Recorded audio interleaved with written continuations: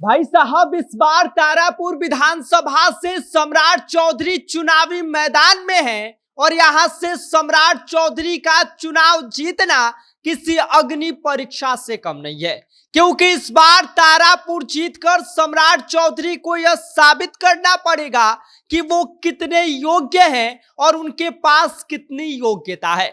तो चलिए बात करते हैं तारापुर विधानसभा सीट की। क्या कहता है वहां का जातीय समीकरण?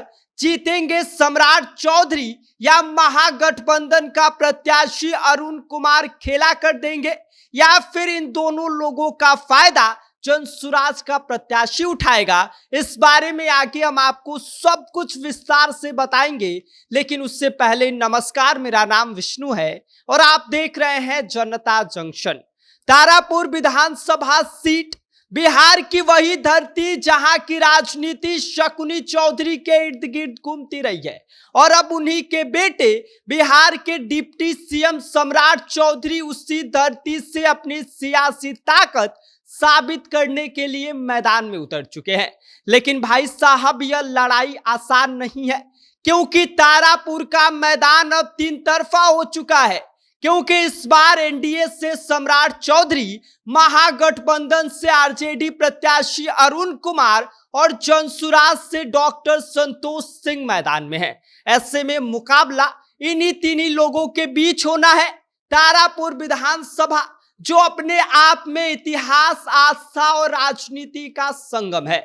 यहाँ के वोटर इतने समझदार हैं कि हर बार नेता की साख और जातीय संतुलन दोनों को तौलकर बटन दबाते हैं। इस इलाके में 3 लाख से ज्यादा मतदाता हैं और अगर यहाँ के जातीय समीकरण की बात की जाए तो यहाँ की सियासत का पासा कुशवाहा यानी कि कोयरी समाज पलटता है। अनुसूचित जाति के करीब 15% वोट है, मुसलमान लगभग 7% और बाकी ओबीसी और स्वर्ण मतदाता मिलकर चुनावी खेल को दिलचस्प बना देते हैं। अगर यहाँ के इतिहास पर नजर डालें तो तारापुर विधानसभा सीट की राजनीति में जदयू और राजद का ही जलवा रहा है। पिछले 7 चुनावों में जीत इन्हीं दोनों दलों के आसपास पटी है।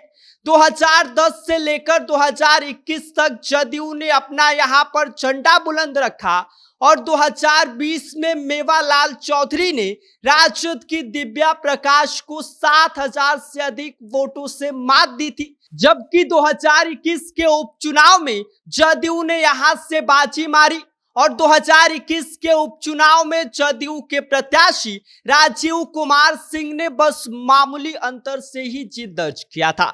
लेकिन इस बार कहानी कुछ अलग ही है, क्योंकि इस बार मैदान में खुद सम्राट चौधरी उतर चुके हैं।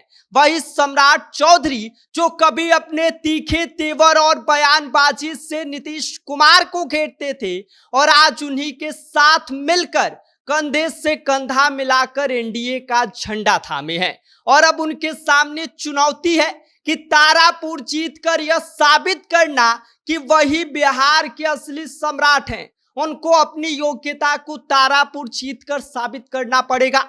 तो वही महागठबंधन से आरजेडी पार्टी के प्रत्याशी अरुण कुमार को उतारकर जातीय समीकरण की बाजी पलटने की कोशिश की है, क्योंकि अरुण कुमार ओबीसी समाज से आते हैं और ओबीसी समाज का भी तारापुर में अच्छा खासा वोट बैंक है। और ऐसे में अगर अरुण कुमार यह वोट बैंक एक मुश्त कर लेते हैं तो सम्राट चौधरी के लिए जो उनकी मुश्किलें हैं वो और ज्यादा बढ़ जाएंगी। तो वही जनसुराज के डॉक्टर संतोष सिंह ने भी मैदान में उतरकर तीसरे मोर्चे को हवा दे दी है। प्रशांत किशोर की रणनीति और स्थानीय मुद्दों पर पकड़ उन्हें किंग मेकर बना सकती है, क्योंकि कहते हैं कि तारापुर की राजनीति हर बार एक नई कहानी लिखती है। कभी शकुनी चौधरी का दौर तो कभी मेवालाल की जीत और अब सम्राट चौधरी का इम्तिहान।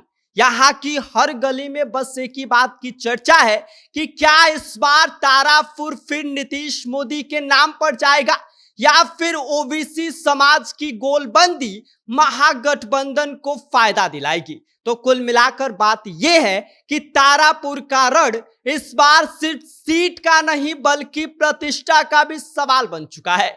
एक तरफ सत्ता का चेहरा सम्राट चौधरी है तो दूसरी तरफ विपक्ष का इरादा और तीसरी ओर चंद्रसुराज की नई लहर। अब देखना यह होगा कि कुशवाहा बहुल इस धरती पर जनता किसका पलड़ा भारी करती है, सम्राट चौधरी के शौर्य का, अरुण कुमार के समीकरण का, या फिर संतोष सिंह की रणनीति का। क्योंकि इस बार तारापुर बोलेगा तो पूरा बिहार सुनेगा। बाकी इस पूरी खबर पर आपका क्या कहना है और इस बारे में आप क्या सोचते हैं कि तारापुर से किनका पलड़ा इस बार भारी पड़ेगा? इस पर अपनी राय हमें कमेंट कर सकते हैं। आप देख रहे हैं जनता जंक्शन, मेरा नाम विष्णु है।